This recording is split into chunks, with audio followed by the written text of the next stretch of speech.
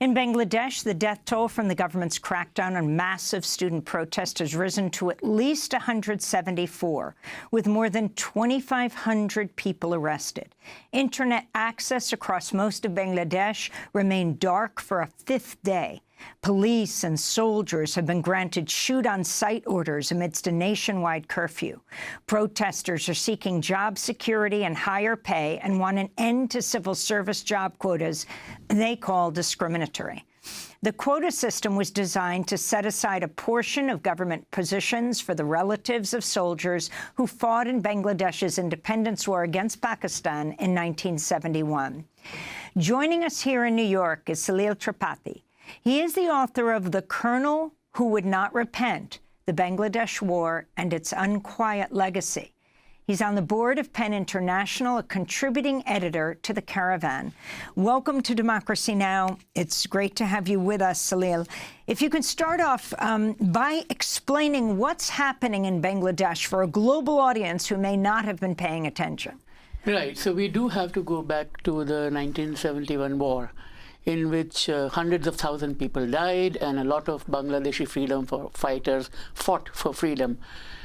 In 1972, year after the war, And the war was between? The war was basically Pakistan was running Bangladesh. It used to be called East Pakistan then. And for about 9 months, from March 1971 to December 1971, the war lasted, in which hundreds of thousands of people died. And towards the end of the war, India joined in and helped liberate Bangladesh. But it was essentially a Bangladeshi victory for independence. Now, after the war, the Prime Minister, the first elected Prime Minister was Sheikh Mujibur Rahman, the father of the current Prime Minister, Sheikh Hasina. He decided that they must do something for those who had sacrificed so much for the country, and which was this job security program, that they would have prior access to jobs. Later, it became a kind of a jobs for the kin sort of an exercise, and therefore their children, their descendants, their grandchildren kind of got that benefit in perpetuity. So there is an estimate which shows that the number of people who were actually involved in the war and could be called freedom fighters, maybe about 2 to 5% of the population. But the quota that was given to them was vastly disproportionate at 30%. Now, Bangladesh has a jobs crisis. About 12% or so of the young people between the age of 15 and 29 are without jobs. A lot of other people are also looking for work. The men have to go abroad to work in back-breaking jobs in Middle East and Southeast Asia, and the women are working in the garment factories. So there's a lot of anxiety about job security. Government jobs provide that security, and a lot of people who are educated in all the universities want those jobs. And I think that's why there is this resentment that those who are not part of this category are not able to get it. And could you talk about why Bangladesh has remained mired in such poverty, one of the poorest countries in the world subsequent to independence, and how that has fueled the discontent of the young people? So it's an interesting question, because if you look at economic growth figures, Bangladesh is doing rather well. It has been growing at the rate of 6.6% a year. It will, by 2026, it is not going to be called a least developed country anymore by the UN. And it has made impressive gains in removing absolute poverty from about 12% about 10 years ago to as little as 5% now. So in terms of certain parameters, it's doing well. Its per capita income is higher than India's. But there is growing inequality, because there have been a lot of people who have become very, very wealthy, and some of that wealth is also partly because of corruption and nepotism.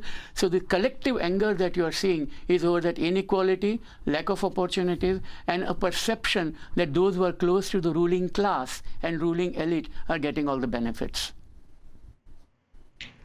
And in terms for those people who are not familiar with the period before the independence war, could you talk about the role of the British colonialists in the partition and the independence movements in the Indian subcontinent? Certainly. So Bangladesh and Bengal were part of the United Bengal till about 1905. When the British were in control of India. In 1905, the province was divided into two halves, a Muslim part and a Hindu part, and that lasted till 1911.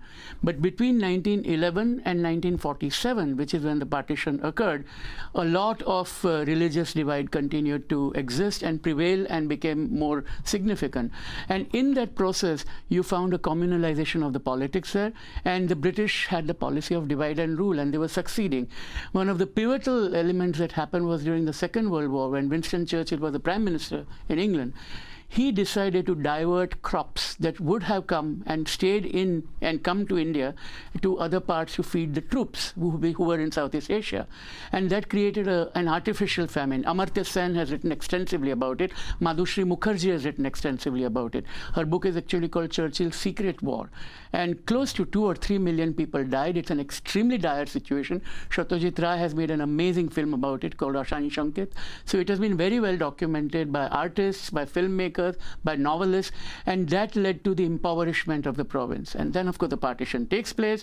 Most of the Hindu parts do go to India, and most of the Muslim parts remain in Bangladesh, and poverty has been set in. Then, of course, you have the Civil War back in 1971. And after the Civil War in 1974, there is a very bad famine. And that also leads to further impoverishment of the countryside. So there has been a series of setbacks, and also because of its delta, like the situation with the Bay of Bengal and the cyclones, it's a very fertile land, but also the parts which are closer to the water have become almost uninhabitable. I want to ask you about the Prime Minister, Salil. On Monday, the Bangladeshi Prime Minister, Sheikh Hasina, defended her deployment of the military to the streets, blaming the main opposition, Bangladesh Nationalist Party, or BNP, for instigating the violence. This is what she said. BNP is instigating it. My question is, they are doing so many things. Who is patronizing them? Can you find who they are getting the financial help from? The most sensitive thing is the matter of the students. We must make sure that they won't get harmed. We have tried, by efforts of our police and all our forces. When arson terrorism started, the protesting students said they were not involved in it, and we condemn it. We don't want it. When they pulled off from the protest, I deployed army only then. I did not do it before the students pulled off from protests. Many want to tell me about deploying the army against the students. I was involved in student politics starting from the Dhaka University. I know what the army could do.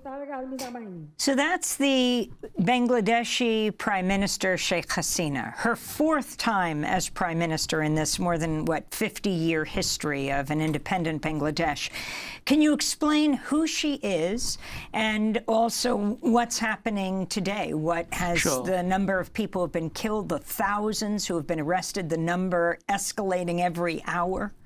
Yeah, it's very interesting, her trajectory and her story, because she's one of the 2 sisters who were out of the country at the time when her father and almost the entire family were wiped out in the coup in 1975. And she remained in exile. In 1981, she comes back as the harbinger of democracy. People see her as a great hope. She works very hard with others, including her current rival, basically Khalida Zia, to work towards building a democracy. And they try to restore democracy. Democracy comes in. She gets elected in 91. She loses in 96. And then there's a period when she's out of power. And she gets elected again in 2008. Now, all of that period, there's a lot of goodwill about her. But once she is elected in 2008, the elections after that have been questioned. Opposition has boycotted 2 of the elections, and in the 3rd, within hours of the launch of the elections, people started boycotting them. And the reason is that it was a lopsided election with booth capturing, intimidation of voters, bogus voter list, and so on. So she has perpetuated her hold, and her main rival, Khalida Zia, she has been under house arrest for 8 years. The one that she has been singling out, BNP here, she has been under house arrest for 8 years. She's critically ill right now. I believe she's in a critical care unit at a hospital. So to imagine that she is in charge, her son, who could be her successor, lives in exile in London. So to imagine that she is somehow manipulating or choreographing an entire protest movement against Hasina, is, well, a nice theory, but I think it's a nice narrative. But it's very hard to establish that it is really the BNP which is at the forefront of it, or for that matter, the Islamic Party, Jamaat-e-Islam, which has never won more than 12% of the vote in Bangladesh in 1991, and in the elections since never more than 6 or 7%. So it is not a very popular, large force. Of course, in the subcontinent, you can fill a crowd with 100,000 people anytime because it's a highly populous region. But it's 100,000 out of 180 million. And that's the way to look at it. So it's obviously she would want to say that. She would want to portray it as a continuation of past struggles, but it's highly debatable. I wanted to ask you also about how the prime minister is seen by other major powers in the region, specifically India and the U.S. Is she seen mostly as a useful ally in a predominantly Muslim country? Absolutely. And she has played that to her advantage. She has signed, there was a story on Voice of America some years ago. I mean, I was doing some research around it, which showed that she said she will stand shoulder to shoulder against the war, in the war on terror. And she has very close ties with Prime Minister Narendra Modi in India, where also she says that she is going to make sure that the ties remain close. And again, she has given certain concessions to India, which have made India incredibly unpopular today in Bangladesh, and that deals with trade corridors and things like that. But those ties, she has a great ally in Narendra Modi, and she has a tacit support of the U.S. administration. Where do you see this all headed right now? Very good question. I mean, prediction is always hard, particularly about the future. But more seriously, I think there are two options. One is that she's going to dig her heels and stay where she is and hope that this passes. And I think it can pass, and she can probably, I'm not trying to say that she can redeem herself. It's for Bangladeshis to decide. But she has to focus again on the vulnerable, on the poor, and try to see and operate in a fair and transparent manner. Whether she's capable of doing that is a different question also. The other scenario that people talk about, but it's only a talk, is some kind of a military intervention, which I hope not, because nobody in Bangladesh really likes military rule, and nobody who cares for democracy would like it either. What can happen is what did happen between 2006 and 2008, which was a period when the military supported what was called a caretaker government. This was a government of wise people and economists and bureaucrats and academics and so on, who tried to help ease the transition to power. And she won after that. The election that she won in 2008 was because there had been a caretaker government in place. Bangladesh's constitution allowed that. But she abrogated that part of the constitution, which is why that concept has gone. But those are the kind of things that can happen. And maybe from these highly patriotic and spirited student demonstrators, we'll see a new form of leadership emerge.